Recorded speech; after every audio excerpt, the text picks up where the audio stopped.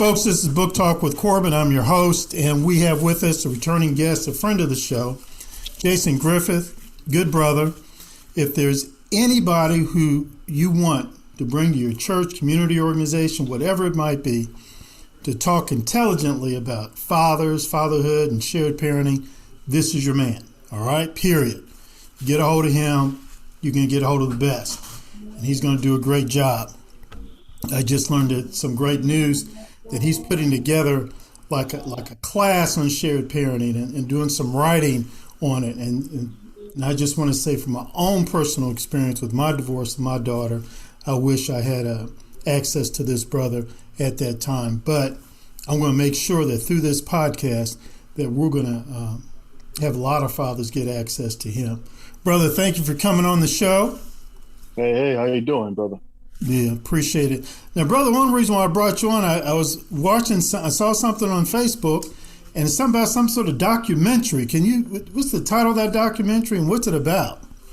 The title of the documentary is called HB 528 Blueprint, and what HB stands for is House Bill, and the bill number is 528. And then the blueprint part that I put on there is it's going to be the blueprint of how the bill all came about, the who was all involved in the bill, the makings of the bill, of how many doors that got shut, how many doors opened when Governor Bevin actually had this bill on his desk, and everybody supported it. And Kentucky is the very first state that actually implemented a House bill law of shared parenting. And that was huge because a lot of people does not know what goes behind the closed doors. I know I've been on your show a couple of times, I've explained it, but I mean, just that shared parenting, it has to be a reason why that Kentucky was the very first state to implement shared parenting. Now there's two other states now that follow behind Kentucky, but we was the very first one. So I wanted to actually pay tribute to everybody that was involved in this project and lay out the whole blueprint to other states. So people like me can go to their lawmakers and push the envelope. Look, this is very important. Our kids is our future, and let's just no more talk. Let's get this going because we love our kids. So, right, man, you make me so proud. I was brought here by my father when I was about 11 or so years old.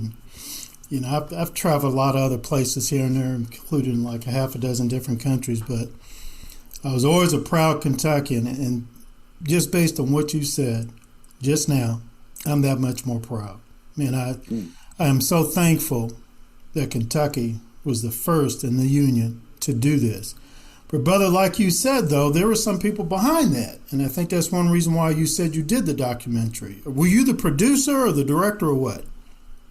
I am the actually producer. Matt Hale is the executive producer, and my wife is the director. My wife and I actually have a film company, a film and theater company. So, this is right up our alley right here. I actually told my wife, I said, when this law got passed, I said, you know what? I'm going to do a documentary because it's not about no money. It's not about trying to get no fame or nothing. I want this to be a blueprint for other states to follow behind Kentucky, so they can actually have shared parenting where that mom and that dad can both co-parent together and raise a beautiful young lady or a handsome young man. Right. I've been through divorce. I've been through a broken home. Actually, my daughter's through a broken home, and this hits hard for me. When we talk about shared parenting. Right. Wow, that's beautiful. That's great. So glad you had that. You offered that leadership and you had that vision, brother. You and your wife. Where can we get this documentary? Actually, the documentary will be complete at the end of this year. I have a couple more of my political friends to film, a couple more events but everything will be completed. Now, the trailer for it, you could go on YouTube and type in HB 528 blueprint trailer, and it'll come up. HB 528 528 blueprint. Blueprint. Okay. All right. Yes. I'll mark that down. I'm going to make sure HB 528 blueprint. Uh-huh. I'm going to make sure that my tech guy has this in the description, and I'm going to start promoting that through my other podcast and website and things of that nature, because it's very, very important, brother. You've probably been told this a million times, man. What you accomplish here, you and your crew, your team, that is going to have such a positive impact on thousands and thousands and thousands of kids, but really for generations to come. You really think about it. Mm-hmm. Really think about it. Brother, let me go back to some basics, though, because not everybody who's listened to me now, fortunately, my audience has grown and it's continued to grow. So I want to go back to some basics here. What is shared parenting? Give us a definition. And two, why is shared parenting important for the young people? Shared parenting is basically 50-50, where the judge has to look at each parent, mom or dad, as equals until he or she sees that the situation's unfit. And when I say unfit, like person or parent that is like abusive, domestic violence, drug abuse, things like that, that's going to harm the child, that's not really the best interest of the child. But if both parents are fit, both parents are willing to go 50-50 on, taking on basically raising their child, most likely the judge goes ahead and grants the shared parenting. A lot of people get shared parenting or joint custody mixed up with shared parenting. Joint custody is just showing, or it's just saying that, okay, I have the same rights as the other parent of making a decision of school, health, religion, however. But that doesn't mean that you have the same rights as basically where that child resides at his or her home. You don't have the same rights of everything. Joint custody, have basically, I should say, a say so. But that shared parenting eliminates one parent having the upper hand. It helps promote what do you call it? I just had a brain fart. Okay, it'll come back. Yeah, but it basically actually makes sure that the child is the main focus. That is the best interest of the child, to have both parents in basically their life, whatever. But co-parenting, I don't know why I had a brain fart right there, but co-parenting, it helps co-parenting. Co-parenting is so important to the child. The child needs to see mom and dad getting along. The child needs to see both parents working together, because you don't want a child to see like one parent, because these kids are smart now these days. They pick up on it. They just don't say nothing, but they pick up on it. Certain things is being said, certain things that the other parents doing, other parents trying to outdo each other, like especially with school and stuff. I mean, like a lot of people doesn't understand, whenever a child goes to school, you need both parents involved in the school, not just one parent having the upper hand and leaving the other parent out of the equation. No. So with that shared parenting, it balances everything. Everything's about balance.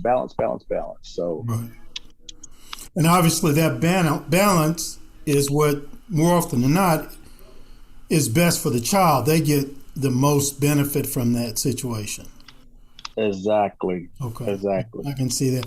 I had a psychologist or counselor say that to me once. As a matter of fact, through my divorce, and I took my child and we went into counseling so that she could help, so she could process what was happening. The counselor later told me, co-parenting is the best way to go. I just assumed that something like that would happen, but, once I got in family court, no. And that counselor even wrote a letter, sent it to the judge and said, look, I don't care if these two, speaking about mom and daddy, hate one another and all this other kind of stuff. They need to learn how to get along when it comes to co-parenting this child, because study after study after study has shown that's what's best for the child. That letter really made quite an impact on me. Because one thing it did for me, and I'd like for you to comment on this, one thing it did for me is that that really held me accountable to, hey, I want to make sure that whatever I do, whenever I go to court, it is in fact about my child, our daughter, and not about trying to get back at the ex or anything like that. No, and that is so true.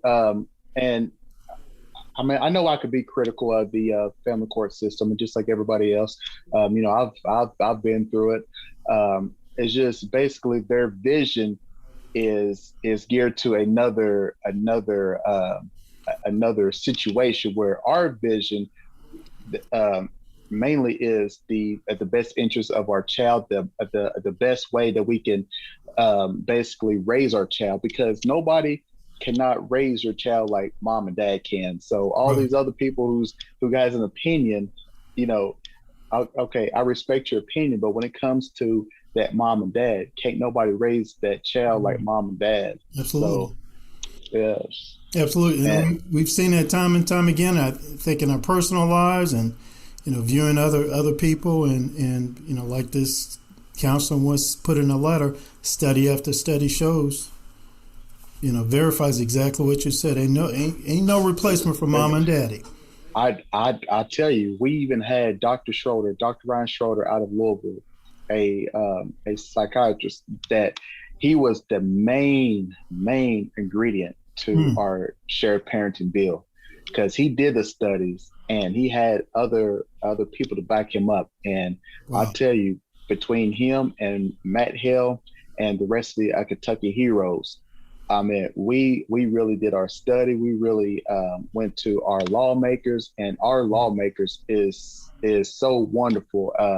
I mean, we have some of the best lawmakers, and I've been blessed to have friendships with a lot of our lawmakers. And when we presented that to them, they was on board. And whenever you see that trailer, and you will see the passion when they talking about shared parenting and why it's so important, and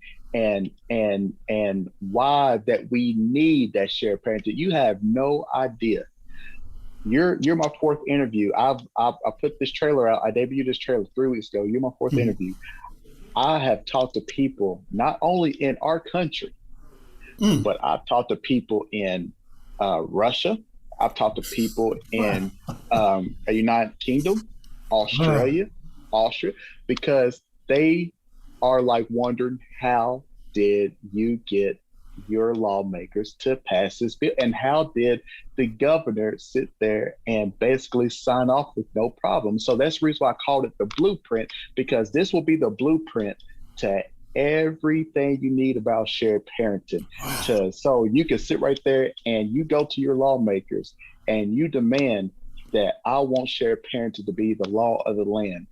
That I want every last one of y'all to follow behind Kentucky. Kentucky has made the pathway for shared parenting, and we have all the numbers to back it up that shared parenting has been successful. Governor Bevin signed it in 2018. He had this law has been successful for 3 years. There's less domestic violence. There's less of divorces happening with this. I'm telling you, this has changed the whole game. And one thing that I've learned from my mentor, Matt Hale, the one who actually wrote the bill, and he always told me, he said, Jason, if you can keep going here, family courts here, there, getting nothing done. He said, what you need to do is get on board and think just like this. You change the culture, you change the game. And that is so true. Because you can sit right there and spend out so much money fighting for your kids. Because again, They have one vision, one agenda, you have another agenda. Yes. And so therefore, whenever you sit there and